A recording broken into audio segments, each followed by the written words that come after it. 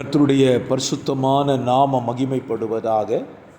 ஆசீர்வாதமான ஒரு நல்ல காலை நேரத்திலேயும் அனுதின மன்னா என்கிற வேத தியானத்தினால் உங்களை சந்திப்பதில் மிகுந்த சந்தோஷம். கிருபையாய் கர்த்தர் நமக்கு ஒரு நல்ல நாளை கூட்டி கொடுத்திருக்கிறார். இந்த நாளுக்காக நன்றி சொல்லுவோம். ஜூலை மாதம் 6ஆம் தேதிக்காக நன்றி. இந்த காலை தியானத்திற்காக ஆதியாகமம் 26 2ஆம் வசனம். கர்த்தர் அவனுக்கு தரிசனமாகி, நீ எகிப்துக்கு போகாமல் நான் உனக்கு சொல்லும் தேசத்தில் குடியேறு என்று ஆண்டவர் ஈசாக்கோடே சொல்லுகிறார். இந்த காலவெளியிலேயும் இந்த வசனத்தை நாம் தியானிக்கலாம். ஏன் ஆண்டவர் ஈசாக்கினிடத்தில் எகிப்து தேசத்திற்கு போகக்கூடாது என்று சொன்னார்? அதற்கான காரணம் என்ன என்பதை நாம் இந்த காலவெளியிலே தியானிக்கலாம். சில நேரத்தில் ஆண்டவர் நம்மிடத்தில் இதை செய்யாதே, இதை இங்கே போகாதே என்று சொல்லும்போது நாம் அதை புரிந்து கொள்ள வேண்டும். அப்படி புரியாமல் செயல்படும் பொழுதுதான் நாம் ஆபத்தில் சிக்கக்கூடிய சூழ்நிலை ஏற்படுகிறது. ஆண்டவர் ஏன் ஈசாக்கினிடத்தில் எகிப்துக்கு போகக்கூடாது என்று சொன்னார்? என்னுடைய தியானம் சரியாக இருந்தால் ஏற்றுக்கொள்ளுங்கள்.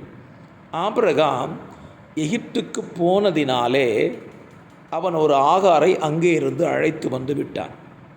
அந்த ஆகார் வேலைக்காரியாய் வந்தவள் முடிவிலே வீட்டு எஜமானியாய் மாறக்கூடிய சூழ்நிலை அவன் வாழ்க்கையில் ஏற்பட்டது. ஆகவே அவனுடைய மகனாகி ஈசாக்கு இயேசுவுக்கு ஒப்புனையாய் சொல்லப்பட்டபடினால்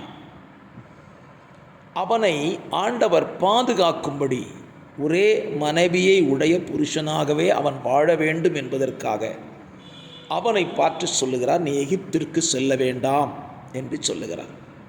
என்னை கேட்கிற அருமையான கர்த்தருடைய பிள்ளைகளே, இந்த காலவெளியிலையும் உங்களையும் என்னையும் பார்த்து ஆண்டவர் சில நேரத்தில் இந்த இடத்துக்கு நீ போகாத, இந்த இடத்துக்கு நீ செல்ல வேண்டாம் அப்படின்னு எச்சரிக்கும் போது நாம் அதை கேட்க வேண்டும்.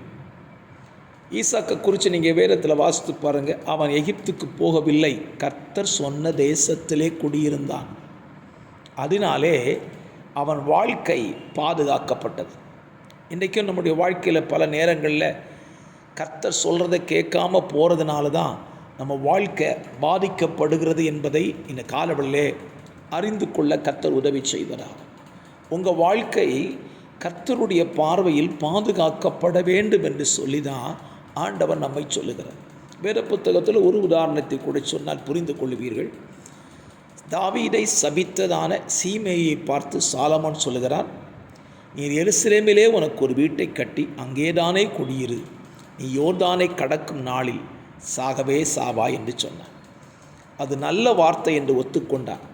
எருசலேமிலே சீமேயி குடியிருந்த காலம் முழுவதும் அவன் ஜீவன் அவனுக்கு பத்திரமாய் இருந்தது.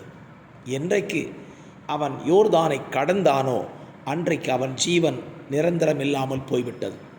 ஆகவே சில நேரத்தில் கர்த்தர் நம்மை எச்சரிக்கிறார். அந்த எச்சரிப்பின் சத்தத்தை கேளுங்கள். அந்த எச்சரிப்பின் சத்தத்துக்கு கீழ்ப்படிந்தால் நீங்களும் உங்கள் குடும்பமும் பாதுகாப்பாக இருக்க முடியும். இந்த காலை தியானத்தை உங்கள் வாழ்க்கைக்கு பிரயோஜனமாக எடுத்துக்கொள்ளுங்கள். கர்த்தர் சொல்கிறபடி கேளுங்க. கர்த்தர் சொல்கிறதுக்கு மாறாக எந்த காரியத்தை செய்யாமல் இருங்க. நிச்சயமாய் உங்கள் வாழ்க்கை, உங்கள் குடும்பம் ஆசீர்வாதமாக இருக்கும். ஜெபிக்கலாமா?